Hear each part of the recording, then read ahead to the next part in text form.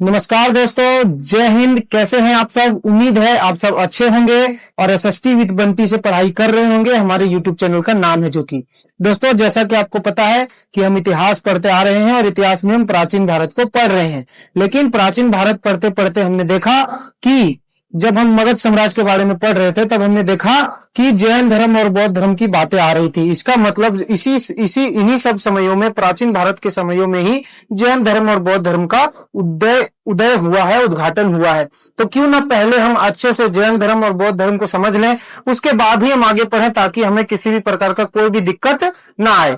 तो दोस्तों, जैसा कि आपको पता है, जैन धर्म और बौद्ध धर्म एक ही धर्म की चीजें हैं, लेकिन अलग अलग तरह से हैं। लेकिन भले ही जैन धर्म और बौद्ध धर्म दो अलग अलग धर्म है, लेकिन इनका मान्यता लगभग सेम है, सब कुछ सेम है। कुछ कुछ नियम है जो अलग है, लेकिन हम दो पार्ट में उसे समझेंगे। पहले पार्ट में हम जैन धर्म को पढ़ेंगे और दूसरे पार्ट में हम आपको बौद्ध धर्म के बारे में बताएंगे। तो चलिए दोस्तों, हम जैन धर्म से शुरुआत करते हैं। तो दोस्तों, सबसे पहले देखिए, जैन धर्म जो था, जैन धर्म का उदय सबसे पहले समझिए। जब भारत में कुरीतियां फैलने लगी, प्राचीन भारत में जब प्राचीन भारत में जो भी हमारा सनातन धर्म है, उसमें जो भी कुरीतियां फैलने लगी थी, जिसके वजह से बहुत सारे सामाजिक मतलब अपरगरा हो रहे थे, सामाजिक कुरीतियां हो रही थी, जिसकी वजह से धर्म धीरे धीरे बदनाम हो रहा था और धर्म में बहुत सारे पाखंड भी फैल रहे थे। उसी समय दोस्तों, वही छठी शताब्दी में, वही 500 से 600 बीसी के बीच में जैन धर्म और बौद्ध धर्म का शुरुआत होता है। जैन धर्म का शुरुआत होता है और जैन धर्म का जो मतलब मेन मुद्दा होता है वो यह होता है कि सात्विक जीवन जीना, सभी लोगों का मतलब परवाह करना, सभी का ध्यान रखना, छोटे से छोटे जीव का भी प्रति दयालु होना, यही जैन धर्म का मेन अर्थ था, मेन मोटिव था। तो हम आगे पढ़ते हैं कि जैन धर्म किस तरह से था। ठीक है, तो जैन धर्म देखिए दोस्तों, 599 से 527 बीसी के बीच का बात है। जैन धर्म 599 बीसी से 527 बीसी की बात है। आपको हमेशा याद रहेगा कि नहीं, ये टॉपिक हमेशा याद रहने जैसा है। और जैन धर्म दोस्तों छठी शताब्दी में ऊपर आया। लेकिन देखिए दोस्तों, वैसे तो जैन धर्म में 24 तीर्थकर थे दोस्तों। जैन धर्म में 24 तीर्थकर थे, लेकिन दो ऐसे मेन कैरेक्टर थे, दो ऐसे महान कैरेक्टर थे, जिसे माना जाता है कि यही दोनों की वजह से जैन धर्म बहुत आगे गया। तो दोस्तों, जैन धर्म की शुरुआत तो जो पहले तीर्थकर थे वो भगवान ऋषभ देव जी जो थे, जिसे आदिनाथ भी कहा जाता था, वही इस जैन धर्म की शुरुआत किए थे।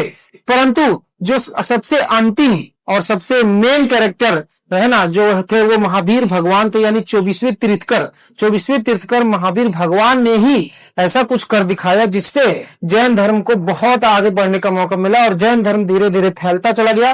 देखिए, जैन धर्म हो या बौद्ध धर्म हो, ये शुरू में बिहार से ही शुरू हुआ, लेकिन बिहार से शुरू होते होते ये पूरे उत्तर भारत में फैलने लगा और फिर उत्तर से होते होते ये नीचे दक्षिण भारत की तरफ भी फैल गया, गुजरात, मुंबई, महाराष्ट्र होते हुए।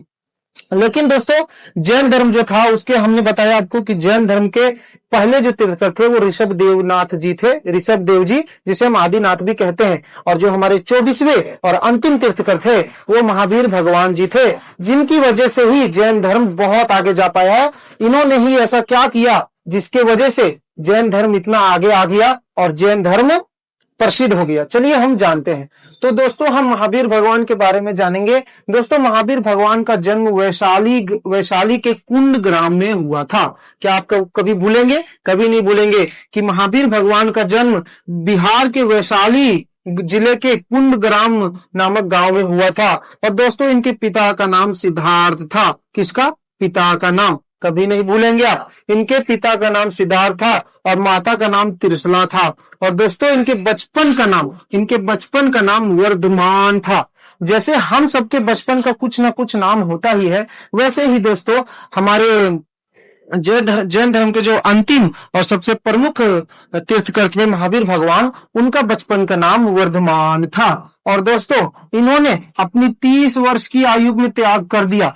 दोस्तों, जो भगवान महावीर थे वो अच्छे से पूरे कुशल के साथ राजा का जिंदगी जी रहे थे। लेकिन दोस्तों 30 वर्ष की उम्र में उन्होंने त्याग कर दिया, अपना सब कुछ छोड़ दिया, अपना राजमहल राजपाट सब कुछ उतार कर रख दिया और चले गए सत्य की खोज में। उस खोज में, जिस खोज में आज हम सब भटक रहे हैं, उसी खोज में महावीर भगवान उस समय निकल पड़े थे और वहीं से जैन धर्म को बहुत बढ़ावा मिला। उन्होंने ज्ञान प्राप्त किया और वही ज्ञान सबको फैलाया और जैन धर्म को आगे बढ़ाया। तो दोस्तों उन्होंने 30 वर्ष की उम्र में त्याग कर दिया और 12 वर्ष की कठिन तपस्या की।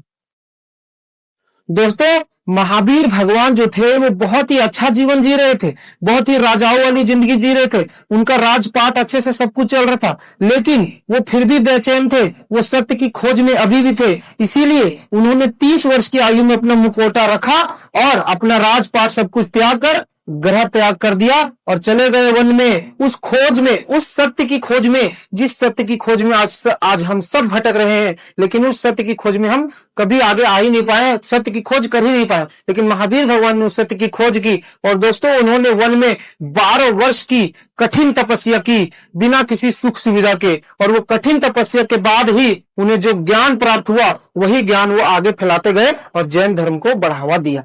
तो दोस्तों 12 साल की जब कठिन तपस्या की ना उन्होंने, तब उन्हें ज्ञान जो प्राप्त हुआ वही ज्ञान वो आगे फैलाते चले गए। और देखिए दोस्तों, जब जैन धर्म में जब महावीर भगवान ने आगे बढ़ाया तो उन्होंने कुछ, उसके बाद देखिए जब वो खुद ज्ञान प्राप्त किए महावीर भगवान, तो महावीर भगवान खुद ज्ञान प्राप्त करने के बाद और लोगों को उस ज्ञान के बारे में बताने लगे कि कैसे हमें सरल जीवन जीना चाहिए, सत्य की खोज करनी चाहिए, सादा जीवन जीना चाहिए, हर जीव जंतु के प्रति दया रखनी चाहिए। दोस्तों ये महावीर जैन धर्म और बौद्ध धर्म ये सिर्फ एक धर्म की बात नहीं है। जैन धर्म सिर्फ धर्म नहीं बताता, जैन धर्म में छोटे से छोटे जीव का भी ध्यान रखा जाता है कि किसी छोटे जीव की भी पर मतलब दिक्कत ना हो, किसी को भी दिक्कत ना आए। तो दोस्तों उन्होंने बताया, उन्होंने 4-5 ऐसी चीजें बताई जिन्हें अगर आप समझ लें तो आप अच्छे से समझ जाएंगे कि जैन धर्म हमें कहना क्या चाहता है। तो देखिए दोस्तों, सबसे पहले उन्होंने बताया अहिंसा।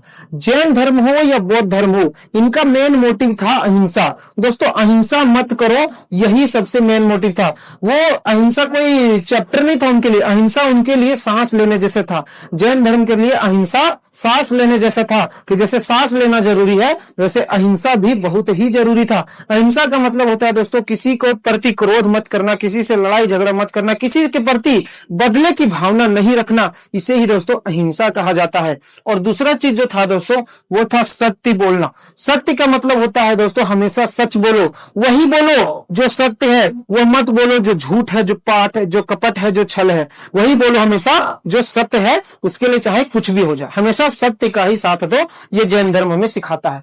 उसके बाद दोस्तों आता है अस्तेय। अस्तेय का मतलब होता है दोस्तों चोरी नहीं करना। आपको जो भी चाहिए वो उसके बिना अनुमति के आप मत लीजिए, क्योंकि जब आप किसी की चीज को बिना अनुमति के उससे ले लेते हैं तब वह चोरी ही कहलाता है। इसीलिए चोरी नहीं करना हमें जैन धर्म में बताया गया है। लास्ट चीज तो देखिए अपीरगरा। अपीरगरा का मतलब था दोस्तों कि ज्यादा धन इकट्ठा नहीं करना, है ना। अपीरगरा का मतलब था ज्यादा धन इकट्ठा नहीं करना, ज्यादा सामग्री इकट्ठा नहीं करना। जितनी कम वस्तुएं आपके पास रहेंगी, जितना कम लालच आपको रहेगा, जितनी कम चीजें आपके पास रहेगी, उतना ही आप शांत रह पाओगे। जब जैन धर्म में महावीर भगवान ने अपीरग्रह का मतलब बताया, तो अपीरग्रह का मतलब उन्होंने यही बताया कि जितना आप कम वस्तुएं रखेंगे, जितना आप कम धन जमा करेंगे, उतना ज्यादा आप शांत रहेंगे। क्योंकि ज्यादा धन बढ़ेगा, ज्यादा वस्तुएं बढ़ेगी तो ज्यादा आपका लालच भी बढ़ेगा, और ज्यादा लालच, ज्यादा इच्छा ही आपको बेचैन कर देगा। लेकिन जब आप धन का कम जमाव करेंगे, सामग्री का कम जमाव करेंगे, तो आप शांत रहना शुरू करेंगे। ये हमें जैन धर्म में भगवान महावीर ने बताया था। तो दोस्तों उसके बाद देखिए जो 3 रत्न थे। देखिए वैसे तो दोस्तों जैन धर्म में दो चीजें देखने को मिली, 2 अलग अलग चीजें। पहला चीज दोस्तों श्वेतांबर और दिगंबर। जैन धर्म में 2 चीजें देखने को मिलती है, एक तो श्वेतांबर, दूसरा दिगंबर। दोस्तों देखिए श्वेतांबर और दिगंबर में मैं आपको डिफरेंस समझाता हूं। मैंने बोला ना 2 चीजें बौद्ध धर्म में दोस्तों 2 चीजें देखने को मिली, श्वेतांबर और दिगंबर। तो दोस्तों जैन धर्म में जो 2 चीजें देखने को मिली है, जो श्वेतांबर और दिगंबर, इनके बारे में आप डिटेल में समझ लीजिए। श्वेतांबर का मतलब होता है दोस्तों श्वेत कपड़ा पहनना। श्वेत कपड़ा पहनना ये साधु और साध्वी जो होते हैं जैन धर्म में, वो श्वेत कपड़ा पहनते हैं और सादा जीवन जीते हैं। और दिगंबर का मतलब होता है दोस्तों आकाश को ही अपना वस्त्र मान लेना, कोई वस्त्र की जरूरत नहीं है, किसी प्रकार का कोई वस्त्र नहीं पहनना, बस ध्यान करना, सुकून की तलाश करना और सत्य की खोज करना और सादा जीवन जीना ही दिगंबर का मेन मोटिव था। तो जैन धर्म की ये दो चीजें थी, सत्य श्वेतांबर और दिगंबर, जो आपको याद रखनी चाहिए। उसके बाद दोस्तों तीन रत्न जैन धर्म में, दोस्तों जैन धर्म में तीन रत्न ऐसे बताए गए जिनके बिना आप कभी भी क्या बोलते हैं, सत्य की खोज में नहीं पहुंच सकते। जैन धर्म का मेन मोटिव यही था कि जो हमारा ये पुनर्जन्म है, जो बार बार जन्म हो रहा है, जब तक हम अपने आत्मा को शुद्ध नहीं कर लेते, जब तक हम अपने आत्मा को शुद्ध नहीं कर लेते हैं, तब तक हमारा जो जन्म और मरण का चक्र है वो चलता रहेगा। लेकिन जैन धर्म में ऐसे बताया गया है कि कैसे हम अपनी आत्मा को शुद्ध लीजिए। श्वेतांबर का मतलब होता है दोस्तों श्वेत कपड़ा पहनना। श्वेत कपड़ा पहनना, ये साधु और साध्वी जो होते हैं जैन धर्म में, वो श्वेत कपड़ा पहनते हैं और सादा जीवन जीते हैं। और दिगंबर का मतलब होता है दोस्तों आकाश को ही अपना वस्त्र मान लेना, कोई वस्त्र की जरूरत नहीं है, किसी प्रकार का कोई वस्त्र नहीं पहनना, बस ध्यान करना, सुकून की तलाश करना और सत्य की खोज करना और सादा जीवन जीना ही दिगंबर का मेन मोटिव था। तो जैन धर्म की ये दो चीजें थी, सत्य श्वेतांबर और दिगंबर, जो आपको याद रखनी चाहिए। उसके बाद दोस्तों तीन रत्न जैन धर्म में, दोस्तों जैन धर्म में तीन रत्न ऐसे बताए गए जिनके बिना आप कभी भी क्या बोलते हैं, सत्य की खोज में नहीं पहुंच सकते। जैन धर्म का मेन मोटिव यही था कि जो हमारा ये पुनर्जन्म है, जो बार बार जन्म हो रहा है, जब तक हम अपने आत्मा को शुद्ध नहीं कर लेते, जब तक हम अपने आत्मा को शुद्ध नहीं कर लेते हैं, तब तक हमारा जो जन्म और मरण का चक्र है वो चलता रहेगा। लेकिन जैन धर्म में ऐसे बताया गया है कि कैसे हम अपनी आत्मा को शुद्ध कर सकते हैं और इस जन्म मरण के, पुनर्जन्म के इस चक्र से छुटकारा पा सकते हैं। उसके लिए ही दोस्तों तीन रत्न के बारे में बताया गया कि ये तीन ऐसे रत्न हैं जिनके बिना आप उस सत्य को पहचान ही नहीं सकते, आप पुनर्जन्म के चक्र से बच ही नहीं सकते जब तक आप ये तीन रत्न को नहीं जान लेते हैं। तो क्या थे वो तीन रत्न, चलिए जानते हैं। दोस्तों पहला रत्न जो था वो था समय दर्शन, सम्यक दर्शन। क्या था? सम्यक दर्शन। पहला रत्न जो था दोस्तों वो था सम्यक दर्शन। सम्यक दर्शन का अर्थ होता है दोस्तों कि उचित ज्ञान प्राप्त करना, जो सही है वही देखना, जो गलत है उसे मत एक्सेप्ट कीजिए, जो उचित है, जो सही है, जिसका अर्थ है उसे ही एक्सेप्ट कीजिए। जैसे कि ऋग्वेद, सामवेद, यजुर्वेद में जिस तरह से यज्ञ और बड़े बड़े पूजा पाठ बताए गए, उसे जैन धर्म ने मना किया कि नहीं, हमें बड़े बड़े पूजा पाठ यज्ञ करने की जरूरत नहीं है, हमें बस अपने कर्म पे ध्यान देना चाहिए और सादा जीवन और सत्य जीवन जीना चाहिए। यही जैन धर्म शुरू से सिखाते आया है कि जैसे ऋग्वेद में बड़े बड़े यज्ञ और बड़े बड़े पूजा पाठ बताए गए, वैसे हमें नहीं करना है, हमें बस सादा जीवन जीना है, सभी जीवों के प्रति दया रखना है और सत्य की खोज में निकलना है। यह जैन धर्म का मेन मोटिव था दोस्तों। उसके बाद देखिए सम्यक ज्ञान, जो हमारा ज्ञान है वो अधूरा नहीं होना चाहिए। देखिए सबसे पहले तो ये जान लीजिए कि जो हमारा जैन धर्म का लिखावट था वो प्राकृतिक लेखक था, है कि नहीं, प्राकृत लेख में लिखा गया था। तो उन्होंने बताया कि सम्यक ज्ञान का मतलब अर्पण कीजिए। सम्यक ज्ञान का मतलब है दोस्तों कि वही ज्ञान लीजिए जो जरूरी है, वही ज्ञान लीजिए जो सही है। गलत ज्ञान, गलत चीज को अपने अंदर मत आने दीजिए। जब आप गलत ज्ञान को अपने अंदर आने देते हैं तो हमारी जो सकारात्मक ऊर्जा है वो धीरे धीरे खत्म होने लगती है। देखिए दोस्तों, जब भी हम अपने अंदर गलत ज्ञान को आने देते हैं, कुछ भी गलत सही पढ़ लेते हैं, उस पर विश्वास कर लेते हैं, तो जो सत्य है वो हमारे अंदर से धीरे धीरे मिटता चला जाता है। क्योंकि गलत ज्ञान जब हमारे अंदर आता है तो वो अपनी जगह बनाने लगता है और सत्य को धीरे धीरे दबाने लगता है। जबकि जैन धर्म हमें बताता है कि सम्यक ज्ञान का प्रयोग कीजिए, सही ज्ञान लीजिए, सही चीज पढ़िए, गलत चीज से दूर रहिए। ये हमें सम्यक ज्ञान में जैन धर्म बताता है दोस्तों। उसके बाद दोस्तों आता है सम्यक चरित्र।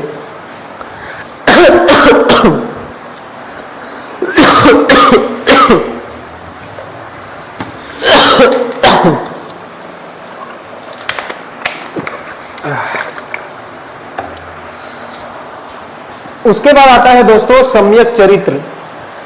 चलिए जानते हैं कि सम्यक चरित्र क्या है जो हमें, देखिए दोस्तों, जैन धर्म को पढ़ने से पहले उनके ये तीन रंध्र को जानना बहुत ही जरूरी है, इसीलिए मैं इसको बता रहा हूं।